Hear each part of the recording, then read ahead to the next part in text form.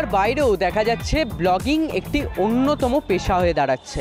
তবে এই ব্লগিংয়ের ক্ষেত্রে কোনো রেস্ট্রিকশান নেই, কারণ দেখা যাচ্ছে যে কোনো মানুষ যে কোনো জায়গায় গিয়ে ব্লগ তৈরি করতে পারছেন।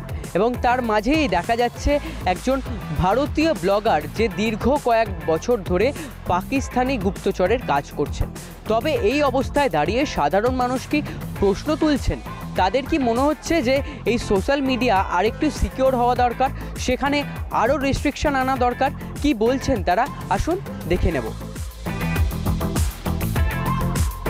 অবশ্যই রেস্ট্রিকশন আনা দরকার, কারণ আমি রিসেন্টলি খুব লাস্ট মান্থই আমি নাথুলা পাস গেছিলাম। সেখানে লোকজন just for the sake of taking photographs ওরা ওপরে পোস্টে ওখানে গিয়ে ছবি তুলছে, ভিডিও নিচ্ছে। আর্মি পার্সোনাল বারবার মানা করা সত্ত্বেও শুনছে না, হুইচ ইজ টোটালি রং। এটা আমাদের দেশের সিকিউরিটির ম্যাটার, এটা এই ক্ষেত্রে করা উচিত কখনোই নয়।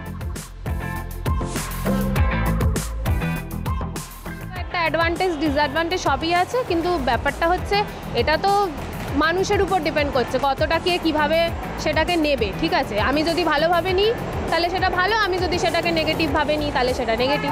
রেস্ট্রিক্টেড হওয়া তো অবশ্যই দরকার, সরকারের তাহলে সেই দিকে আরেকটু কড়া পদক্ষেপ নেওয়া উচিত।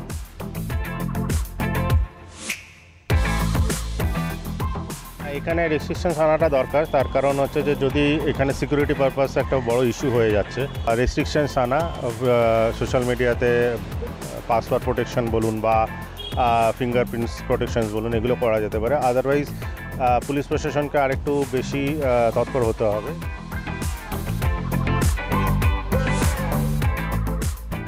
হ্যাঁ, অবশ্যই সোশ্যাল মিডিয়ায় আরও রেস্ট্রিকশন, মানে কিছু কিছু রেস্ট্রিকশন আসা উচিত। স্পেশালি আর্মি ক্যাম্পের সামনে ভিডিও করা, বা অনেক সময় আমরা দেখি যে লাদাখে বা কোথাও সিকিউর এরিয়াতে অনেকে ভুল করেই হয়তো ড্রোন ওড়ায়, সেগুলো ওড়ানো উচিত না, কারণ এতে আমাদের সিকিউরিটি ব্রিচ হতে পারে। স্পেশালি আর্মি যেখানে মুভ করছে বা যেখানে আমাদের কোনো হাই সিকিউরিটি ট্রেন যাচ্ছে, শতাব্দী বা রাজধানী, সেই জায়গাগুলো আরেকটু রেস্ট্রিক্টেড হওয়া উচিত। আমার মনে হয় প্রশাসনকে, কেন্দ্র এবং রাজ্য দুজনকেই একসাথে কাজ করা উচিত। স্পেশালি এই যে স্টেটগুলো যেগুলো বর্ডার এরিয়া শেয়ার করে উইথ আওয়ার নেবার, সেখানে আরও আমার মনে হয় বেশি করে রেস্ট্রিকশন আনা উচিত।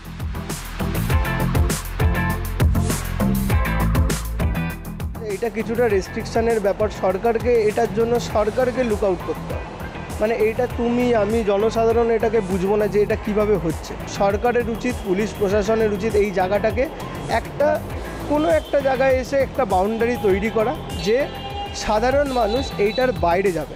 পুলিশ প্রশাসনের বা সরকারের কিছু প্রোটোকল আছে যেগুলো আমরা মানুষের কাছে অনেকটাই ওপেন করে দিচ্ছি। তো আমার মনে হয় যে সোশ্যাল মিডিয়া যতটা ভালো হচ্ছে খারাপও হচ্ছে। আমাদেরও উচিত যে কোনো একটা লিমিটেশনের মধ্যে থাকা, যে আমরা আমাদের নিজেদের ক্ষতি করার জন্য এমন কোনো খবর সোশ্যাল প্ল্যাটফর্মে আপলোড করব না যাতে গিয়ে আমাদের বা আমাদের পরের ভবিষ্যৎ প্রজন্মের কোনো সমস্যা হতে পারে সেইটার জন্য।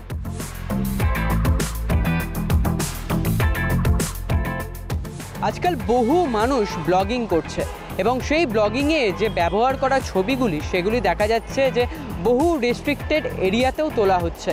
তবে এর ফলে যেটা ঘটছে সেটা হচ্ছে এই ছবিগুলি পৌঁছে যাচ্ছে রাষ্ট্রদ্রোহী বা যে সকল জঙ্গি সংগঠনগুলি রয়েছে তাদের হাতে।